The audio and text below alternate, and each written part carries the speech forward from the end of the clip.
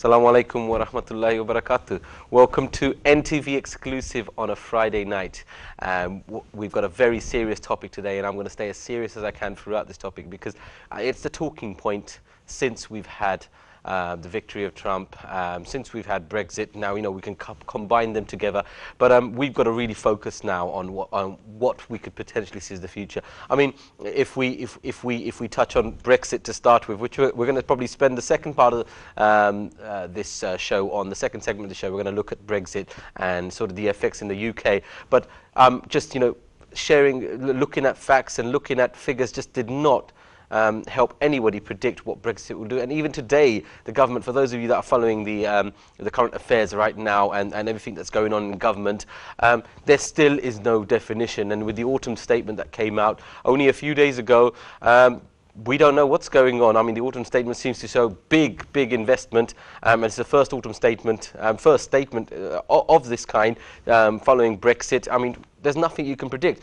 and it was the same way that the Brexit went. There was nothing you can predict in this, and you still can't. You know, we've got two former prime ministers, John Major and who's the worst one we are out there? Tony Blair. There you go. His name wasn't coming to me. That's how much we sometimes despise it. But that's everyone's opinion. It's my opinion anyway. We're looking at these two guys have said there's a possibility of a second referendum to let the people now decide how to Brexit. Wow. What is going on? But let's keep Brexit to the second segment, because the most recent one is the Trump victory. I mean, let's a few weeks ago, you guys that joined me on this show, we spoke prior to Trump's victory on why Trump shouldn't win and why Hillary should reluctantly win, and clearly that didn't happen. It shocked the world. I'm sure it shocked you. It certainly shocked me. It certainly shocked my guest here today, who I've brought back on. I've got Adnan Bhai, who's our US political blogger and has done several posts and has several publications on what's been going on throughout the politics across the world, to be honest. But he's had specific focus on the US election and the US politics. So we're going to stay very focused, very serious on that matter. Adnan Bhai, thank you for coming along again, and I'm sure our audience is going to enjoy and be educated from your knowledge and from your studies and research into this. We don't want to sort of drag on to the elections too much up in the US, but we've got to touch it. So let's talk about, I mean, Trump's victory. I mean, your opinion, having followed it so intensively over the last year, Trump's victory, what is it all about? Well, I think Donald Trump's victory is another blow to the establishment, and it is a proof that the common people, they no longer follow the fact check, they no longer follow the logic, rather they want to bring change. And if you look into Hillary Clinton's campaign, if you look into her policy and each and every part of her strategy, people of America, they have seen Donald Trump as a change, a costly, dangerous change, but as a change. So traditionally, people of America, they want to see change after every 4 to 8 years time. We have seen this sort of tendency starting for many years in America's presidential election, and that's been happening in America. So Donald Trump's victory over Hillary Clinton is actually another blow to the establishment. It's interesting actually, because yes, if we look at Donald Trump's victory, some, if not most of the people that, most of the analysts out there that looked at this voting, they more called it Hillary's failure or Hillary's loss. And I mean, the key 4 bullet points that come out from pretty much every single national newspaper in this country on why Hillary's failed. I mean, we're looking at, first and foremost, she was deemed a flawed Democratic candidate. And I mean, we spoke last time about there was only 2 at the very end compared to the 17 of the Republicans. There was only 2 Democratic candidates. So she was a flawed Democratic candidate. There was a very surprisingly, and this came out from the exit poll, there was a surprisingly low Democratic turnout. So again, another big smack in the face is the way I'd like to class it. let's not forget the FBI and the email issue that played its part. So that's bullet point number 3. And so the fourth bullet point, which has always been around, even was around for Bill Clinton, there's always controversy around the Clinton family. I mean, what are your comments on those four bullet Well, points? I think what I said in last program is actually, you know, Clinton's family, they are under public and media scrutiny for so many years. And, you know, I mean, not everything they have done was wrong. I mean, Bill Clinton did so many good things. You know, he also had controversy. Hillary Clinton did so many good things when she was a senator, when she was Secretary of State, but also at the same time she made mistake, and for that mistake America had to pay for it. But one of the issue is American people, they see Hillary Clinton as part of establishment. They see Hillary Clinton around the system for so many years, and most of the American people, irrespective of who is demography they belong to, they do not consider Hillary Clinton as a serious, trustworthy person. They think everything she is saying is just talking. Rather, they think Donald Trump will bring change. As I said earlier, a costly, dangerous, and expensive change, but a change. But if you look into, as you just mentioned, that in Republican party they had 17 candidates for presidential, presidential run, where Democratic Party they had only 2 candidates. If you look into Hillary Clinton's policy and Bernie Sanders' policy, is there are huge difference. And although Bernie Sanders didn't win to become Democratic Party's candidate, but his policy actually influenced Hillary Clinton's policy in many ways. As for example, he said he will abandon TPP. Hillary Clinton said, yes, I'll do that as well. Bernie Sanders said free education for college kids. She said, I'll do that as well.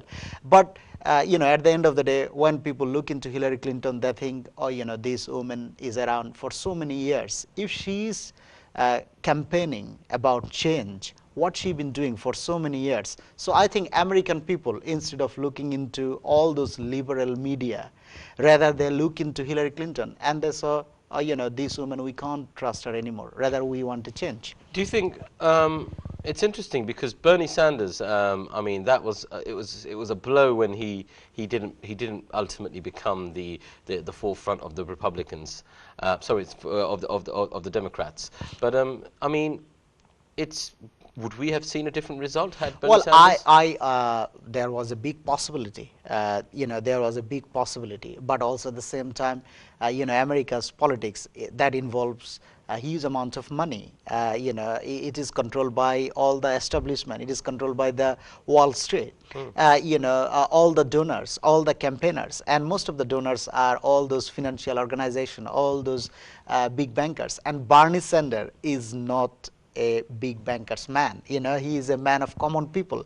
But the difference is there are few policies. As for example, Bernie Sanders is very liberal, very left-wing in terms of immigration, while Donald Trump is not. And for America, immigration is a big concern at this moment. And the way Donald Trump ran his campaign during his presidential election, he made illegal immigrant you know, and illegal immigration, how it works in America is a big issue, is a big divisive issue, which actually America was divided on this particular issue. So Bernie Sanders, he comes from a very left-wing prospect, very left-wing spectrum of politics, where Donald Trump comes from very unpredictable area. But at the end of the day, American people, they are divided in terms of immigration. But you are absolutely right saying that the result could be a different one. There was a big possibility. But in Democratic Party, the liberals, you know, the politicians or the, you know, the surrogates, those who want to hold the center ground, after election, so many, you know, political scientists actually blaming them that those, you know, those big figure within Democratic Party, those liberal, those who want to hold the center ground, they are actually responsible for Trump's victory. Because if it was not Hillary Clinton, rather Bernie Sanders, election result could be different. You know, election result could be different. Bernie Sanders He believes in climate change. He believes in immigration. He believes in helping out people. But if there is no problem in the world, we don't need America, do we? So Bernie Sanders will probably solve all the problems, which is quite interesting. So, but obviously, Trump is a very unpredictable man. His campaign, the way he talks, his strategy, everything is very unpredictable.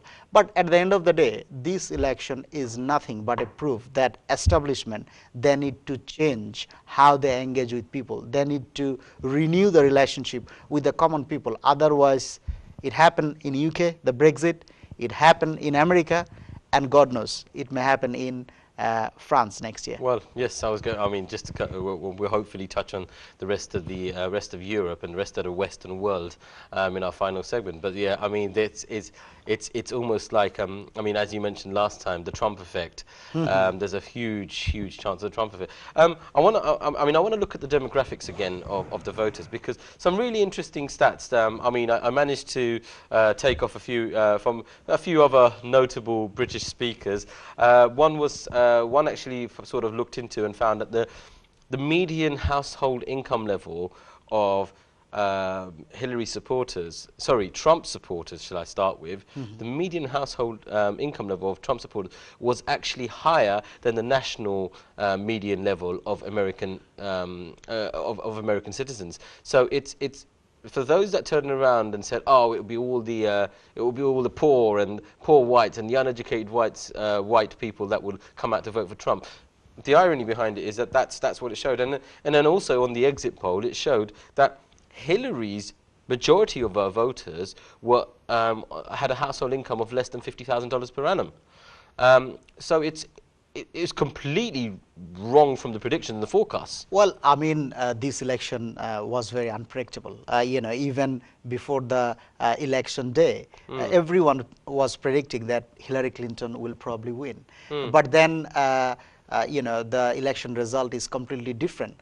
But as you were mentioning about the demography, more immigrants this time voted for Donald Trump comparing to Mitt Romney back 2012. About 29% Hispanic voters, they voted for Donald Trump, while 27% of them voted for Mitt Romney back 2012.